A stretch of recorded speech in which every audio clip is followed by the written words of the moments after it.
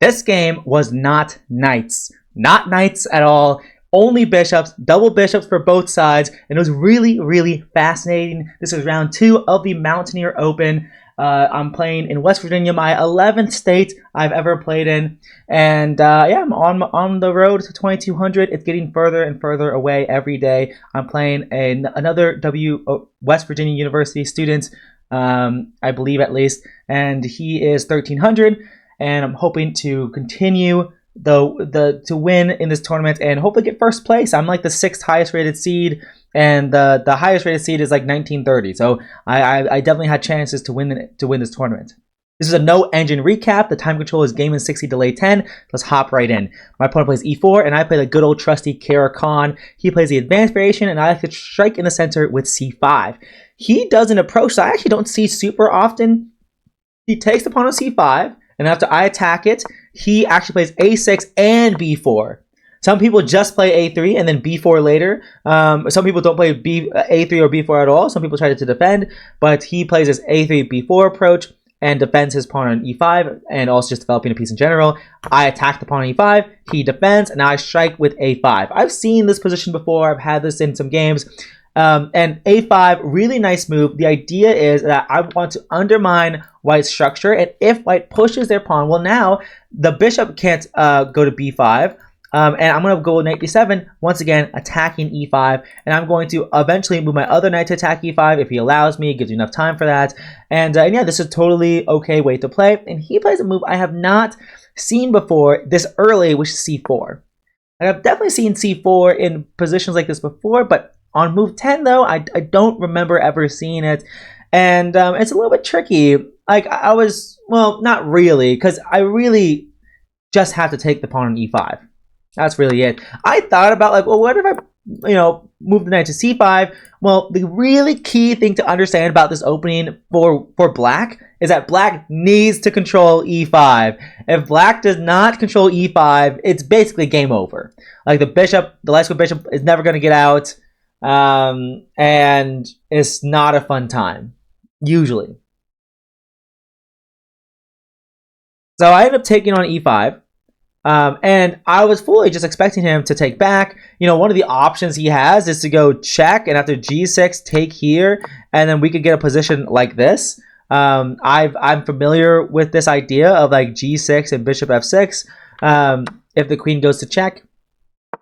I was kind of expecting that, but instead, he actually just, takes the pawn on d5. And I was like, oh, well, now I'm just going to be up a pawn because, I take back. And his idea is that it's a weak pawn. And after the game, he told me that, like, he thought he was going to win his pawn back and have more active pieces. But that wasn't actually the case at all. He attacks my pawn, I defend my pawn, he goes g3 to get his bishop to attack the pawn, but that gives me enough time to just go f5 and knight f6. And now I'm like, hey, I got an extra pawn. You don't. And this is a passed pawn. Like, I might push this guy down the board when the time is right. He goes rook d1. I go rook d8. He castles. I go king f7. No need to castle because it's queenless middle game. And my king is quite safe on f7, more importantly. Like, your king can get put in danger when you don't castle, even if queens aren't on the board. But in this case, my king is quite safe on f7. And yeah, he goes rook fe1, and maybe I should play a couple of slow moves. Like, maybe I should put my rook in the center. Maybe I should play b6. Like, I should probably do these moves. Like, I probably should have met rook fe1 with rook e8. But I actually had a really neat idea, which was go knight e4. And one of the ideas is, like, if you play the move like h3, then I can potentially take the knight and take this pawn, but it's probably not that good because he can take my pawn and I'm still up a pawn, but it's not, we're trading more pawns, and that's probably not a good thing. But more importantly, like, if he does take me, then I'm going to take back, and now I have I have a very solid structure. His bishop is out of the game. I have, really good control with my two bishops, and I'm still up a pawn at the end of the day, so it's very, very good. And even if he takes with the bishop instead of the knight, once again, I have the bishop pair now, and his light squares are a bit weak here, so it's definitely good for me if he takes. But he actually doesn't take. He plays a move that was really not forced at all.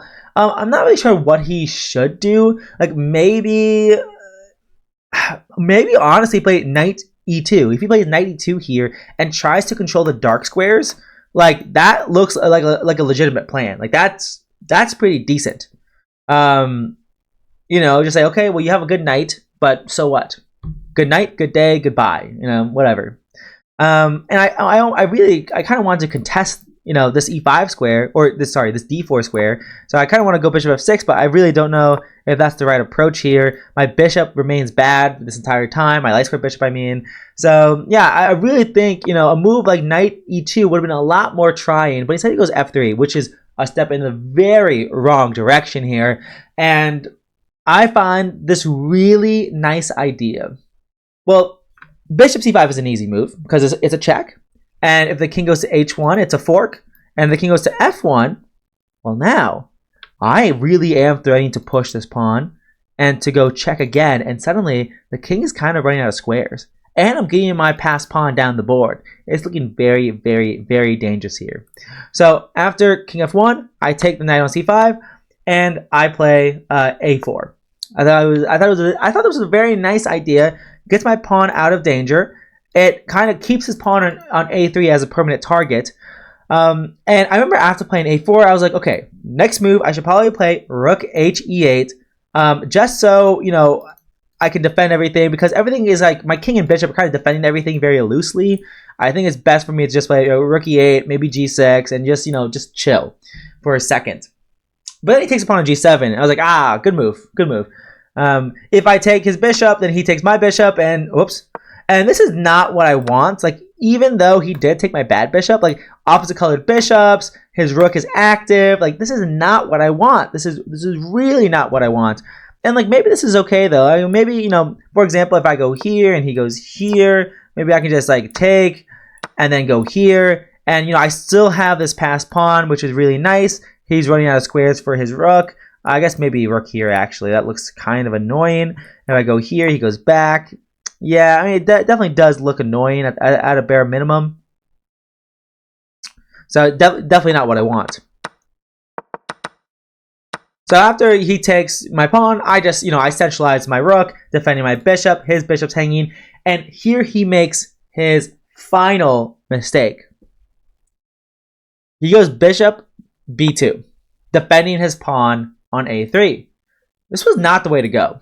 He needed to defend against this passed pawn. Passed pawns must be kept under lock and key, and he did not do that. He needed to go bishop d4, and if I take on a3, he just wins the pawn back.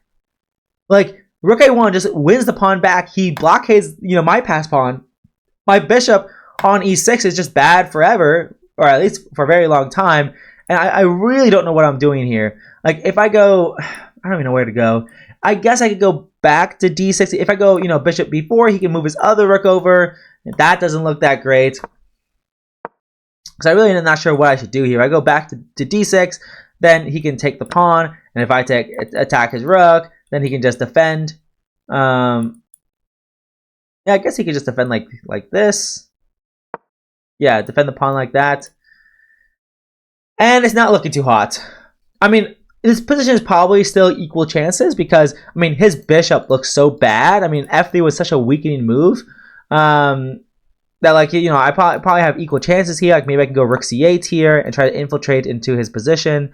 That looks pretty decent, but maybe he can defend everything. But then maybe I can start controlling the pawn, the e5 square, but then he can defend. So, like, but then I can attack. Like, it's interesting. And there's probably equal chances here. And actually, yeah, bishop b4 to win this pawn looks good, but it would have been a lot more trying than what happened in the game, because in the game he just defended his pawn, but now I just push, and this is a huge issue. I mean, bishop c4 check is a huge threat. I mean, he's running out of squares, so he goes rook c1, attacking my bishop. I defend it. He's attacking my bishop, but also guarding c4, and then he plays f4, and opening up his bishop. Maybe he's going to go bishop c6, attacking the rook, anchoring his pawn. Like, maybe he's going to do that, maybe not.